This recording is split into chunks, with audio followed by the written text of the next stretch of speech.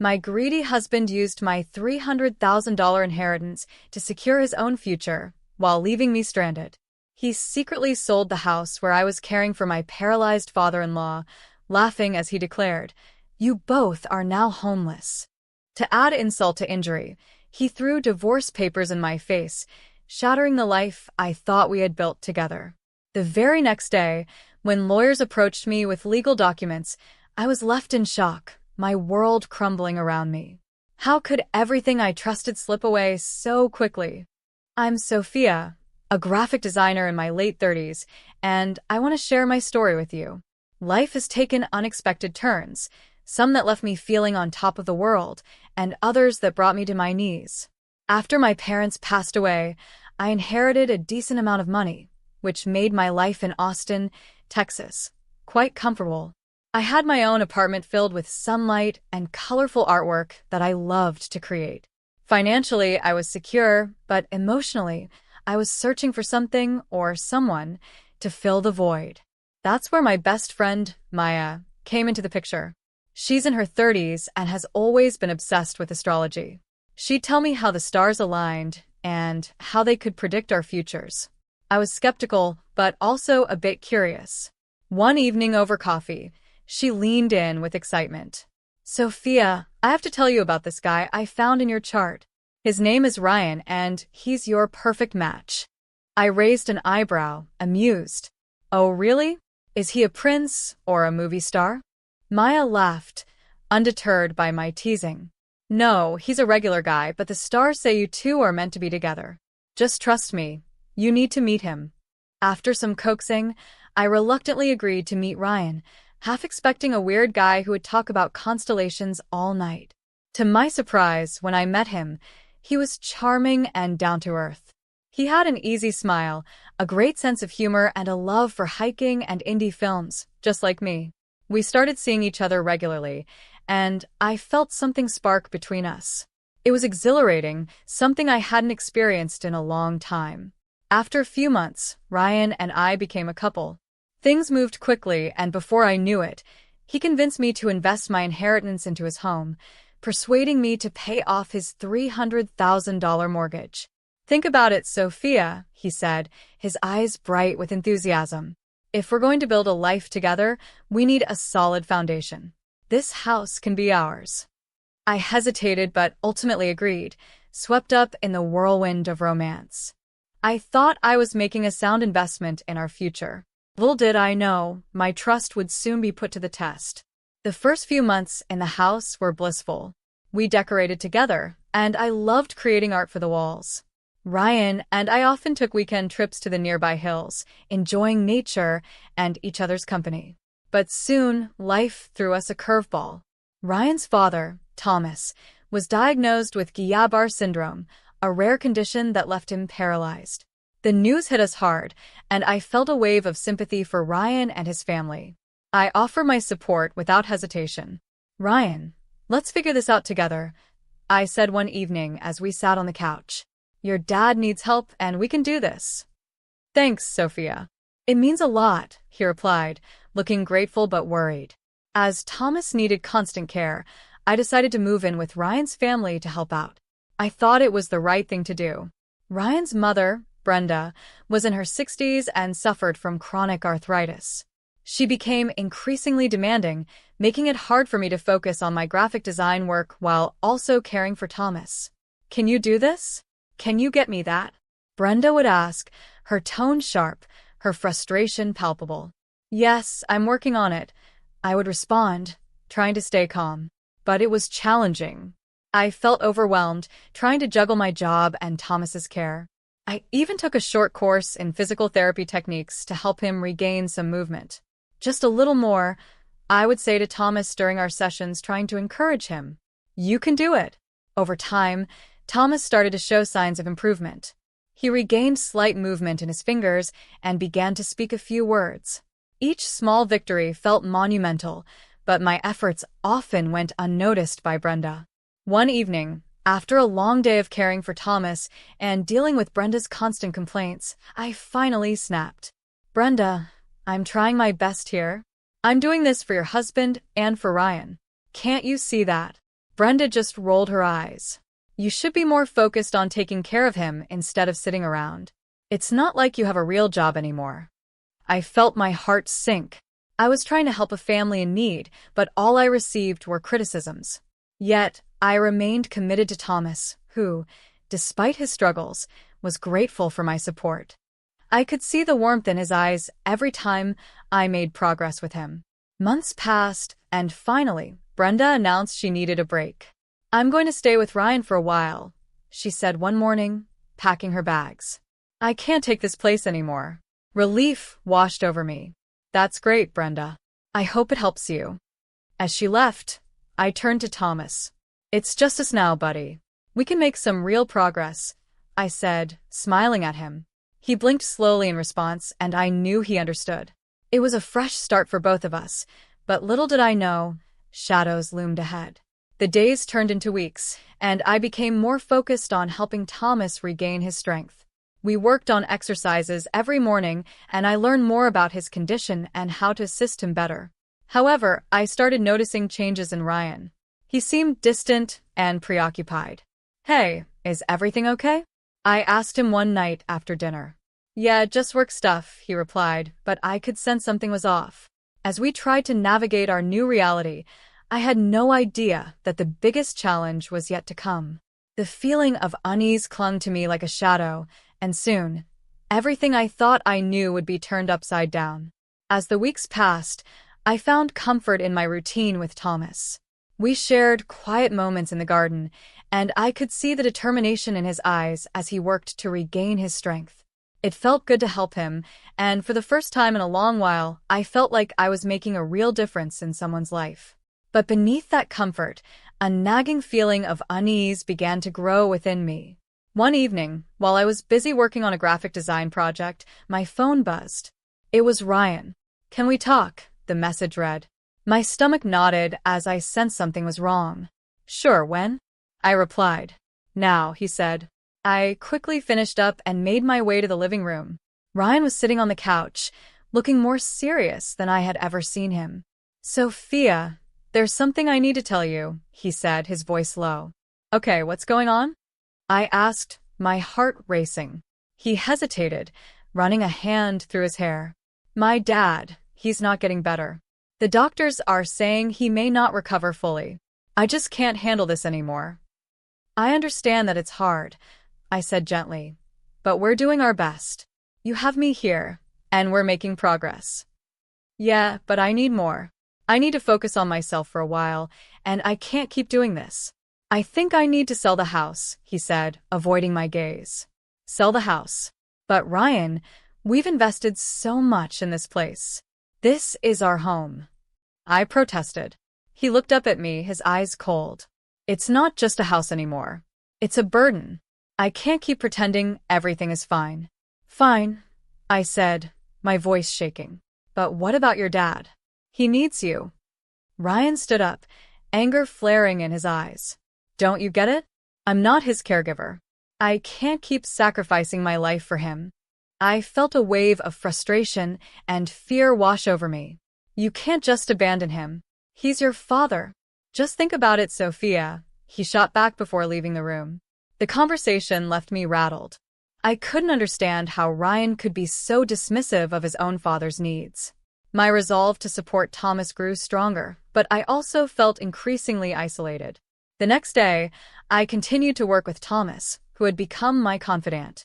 One afternoon, while we were sitting in the sun, he looked at me intently. Sophia, I need to tell you something, he said slowly, his voice gaining strength. I leaned closer, eager to hear what he had to say. What is it, Thomas? I overheard Ryan and Brenda, he whispered. They were talking about how they plan to take advantage of you. They think you're just a means to an end. My heart dropped. What do you mean? I asked, my voice barely above a whisper. I was in a room when they thought I couldn't hear. They mentioned something about your inheritance and how they could use it to their advantage, he explained, his brow furrowed in concern. I shook my head in disbelief. That doesn't make any sense. Ryan wouldn't do that to me. He might not see it that way, Thomas said, looking me straight in the eye. But you need to be careful. I didn't want to believe it either, but Sometimes people show their true colors when faced with tough times. As I absorbed Thomas's words, a knot of dread twisted in my stomach. Could Ryan really be planning something against me? I thought back to his recent behavior, his distance, his unwillingness to talk about his father. It all began to make sense in a way I wished it didn't. I resolved to confront Ryan about what Thomas had told me. That evening, as we sat across from each other at the dining table, I summoned all my courage. "Ryan, I need to talk to you about something important," I began. "Can it wait?" "I'm really not in the mood," he replied, looking down at his plate. "No, it can't wait." "I heard something from your dad," I said, my voice steady despite my racing heart. His eyes narrowed. "What do you mean?" "Thomas told me he overheard you and Brenda discussing plans to use my inheritance." "Is that true?" Ryan's expression changed. His face went pale. "That's ridiculous. My dad doesn't know what he's talking about. Why would he make that up? You've been acting distant lately. What's really going on?" I pressed, refusing to back down. "Nothing. I'm just stressed out," he snapped, pushing his chair back. "I can't deal with this right now, Sophia." "Then what can you deal with, Ryan?" "Because I feel like I'm in this alone," I said, my voice trembling. He stood up, fists clenched, and walked out of the room. "I can't do this," he muttered. I felt my heart sink as I realized the conversation hadn't gone anywhere. Doubt filled my mind, and the seed of betrayal was planted deep within me. As I sat alone at the table, the walls felt like they were closing in. I could sense that my world was about to unravel, and I had no idea how to stop it. Days turned into a blur of worry and tension, but I remained committed to Thomas. I didn't want to believe Ryan could be capable of such betrayal. Yet every time I glanced at my phone, a sense of dread washed over me. The shadows were creeping in, and I couldn't shake the feeling that I was on the brink of something I wasn't prepared for. It was a strange mix of anxiety and determination that filled my days as I continued to help Thomas. I poured my heart into his recovery, hoping to make a difference while grappling with my suspicions about Ryan. Despite my growing unease, I tried to push thoughts of betrayal to the back of my mind, focusing instead on the little victories we were achieving together. One afternoon, as we practiced Thomas's physical therapy exercises, I noticed him struggling to lift his arm. "Come on, Thomas, you can do it," I encouraged, gripping his arm gently to guide him. With a determined look, he gave it his all, and his fingers finally curled around a small object I had placed on the table. "Good job. That's it." I cheered, feeling a rush of pride. Thomas smiled weakly, his eyes lighting up.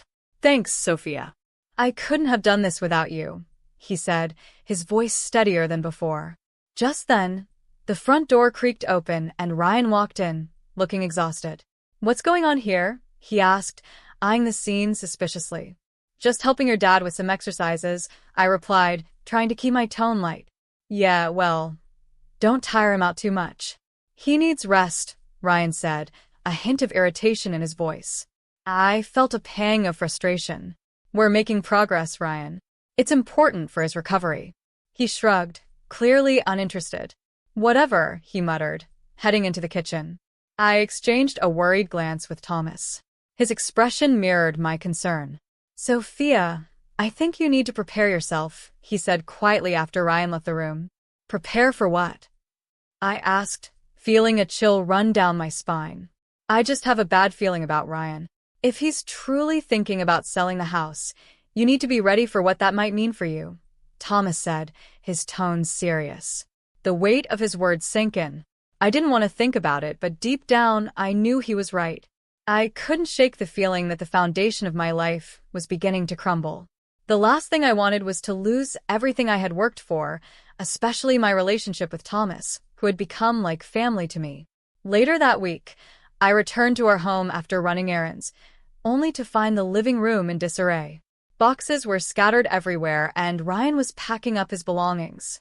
"What's going on?" I asked, my heart racing. "I'm just getting things organized," Ryan said curtly, avoiding eye contact. "Organized for what? Are you seriously packing?" I pressed, feeling a surge of panic. "Just a few things for the sale," he said casually. Sale? You can't be serious, Ryan. You're really going through with it? I exclaimed, disbelief flooding my voice. Look, Sophia, this is for the best. I need to take control of my life, he snapped, finally meeting my gaze. This isn't just your life, Ryan. It's ours. You can't sell the house without even discussing it with me. I felt the anger rising within me. I invested my inheritance into this place. Maybe it was a mistake, he retorted, crossing his arms defensively.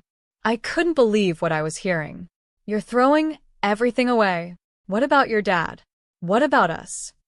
Ryan shook his head, frustration evident on his face. You don't get it. I can't keep living like this. I can't keep pretending everything is fine. It's exhausting. Exhausting? Try being the one caring for your father while you sit here and make plans to abandon him. I shot back, tears welling in my eyes. Stop acting like you're the only one who cares, he yelled, the tension in the room palpable. With that, Ryan stormed out of the house, leaving me standing there in shock. The reality of what was happening hit me like a wave. I felt betrayed and alone, and the man I had trusted was now a stranger. The next morning, I returned to Thomas's room, where he was waiting for me. What happened? He asked, his brow furrowed with concern. I took a deep breath, trying to gather my thoughts. Ryan wants to sell the house. He doesn't care about what we've built here, or how much it means to me. He's giving up on everything. Thomas looked solemn. You need to think about your future, Sophia. You can't allow him to dictate your life. You deserve better. His words resonated deeply within me. I realized then that I had to reclaim my life. I had to take a stand, not just for myself, but for Thomas, who had become my ally in this battle. With renewed determination, I decided it was time to confront Ryan once and for all. I needed to find out if his intentions were truly as selfish as they seemed. My heart raced at the thought of what lay ahead, but I knew I couldn't back down now. The shadows were closing in, and I was ready to face whatever darkness awaited me. The air in the house felt thick with tension as I prepared to confront Ryan. My heart raced, with a mix of anxiety and determination. I knew I had to stand up for myself and for Thomas. As I approached Ryan, I took a deep breath, steeling myself for what was to come. Ryan, we need to talk, I said, finding him in the living room, surrounded by half-packed boxes. He glanced up, irritation flickering in his eyes. What now? I swallowed hard. I can't let you sell the house without discussing it with me. This is our home, not just an investment. I deserve to know what you're really planning. He crossed his arms, his jaw tightening. I told you this is for my own good. You have no idea how trapped I feel. I can't keep living like this. Trapped? What about your father? He needs you now more than ever, and you're just going to walk away. I challenged, my voice rising. You're abandoning him. Ryan's expression hardened. I can't be responsible for him anymore. I didn't sign up for this. I felt a surge of anger. And I did? I've been here for him, when you couldn't be. You think you can just sell this house and leave without any consequences? Consequences, he scoffed. What do you mean? Ryan, I invested my inheritance into this place. You're not just hurting me. You're hurting your father. If you go through with this, I will fight you for what's right. I declared, feeling the fire within me grow stronger. His face paled at my words. You wouldn't dare, he shot back, but there was a flicker of uncertainty in his eyes. Try me, I said, unwavering. This is not just about money. It's about loyalty, about family. You need to decide what kind of person you want to be. Ryan remained silent, the tension hanging between us like a heavy fog. Finally, he dropped his gaze to the floor, his shoulders slumping. I don't know what to do, he admitted quietly. Then let's figure it out together. We can find a way to support your dad without throwing everything away, I said gently. But you need to meet me halfway. He looked up, his expression softening. I'm scared, Sophia. I don't want to lose everything, but I don't know how to handle this. We'll handle it together. I'm not going anywhere, I reassured him, feeling a flicker of hope. In that moment, I realized that we both needed to grow. It was time for Ryan to face his responsibilities, and it was time for me to reclaim my life, no matter how messy things got. As the days turned into weeks, we worked together to support Thomas's recovery. Ryan began to show signs of commitment, balancing his own fears with the needs of his father. It wasn't easy, but we learned to communicate better and find strength in our shared goal. One evening, as we sat in the living room, I noticed the warmth returning to Ryan's eyes. "Thank you for not giving up on me," he said, breaking the silence. "I didn't realize how much I needed you until I almost lost you." I smiled, feeling a wave of relief wash over me. We're in this together. Family doesn't just mean blood. It's about being there for each other. The months rolled on, and Thomas continued to improve. He was now able to move around the house with some assistance, and had even started sharing stories from his past, filling our lives with laughter and memories. Our bond deepened, and I felt grateful for the unexpected role I had taken in his life. As for Ryan and me, we began to rebuild our relationship. We found joy in simple moments, whether it was cooking dinner together or watching movies on the couch. The shadows that had once loomed over us began to fade, replaced by a renewed sense of hope. One day, as we sat together in the garden, Ryan turned to me, his expression serious. "Sophia, I want to make things official. I don't want to lose you again." "Are you proposing?" I asked, surprised. He nodded, pulling out a simple ring from his pocket. "I know it's been a rocky road, but I believe we can face anything together." Tears filled my eyes as I nodded, accepting the ring. "Yes, of course. I want to build a future with you." In that moment, I realized that life's hardships had taught me valuable lessons about trust, resilience, and personal growth. I had reclaimed my life, not just for myself, but for those I loved. As we embraced, I felt stronger than ever, ready to face whatever challenges the future held, hand in hand.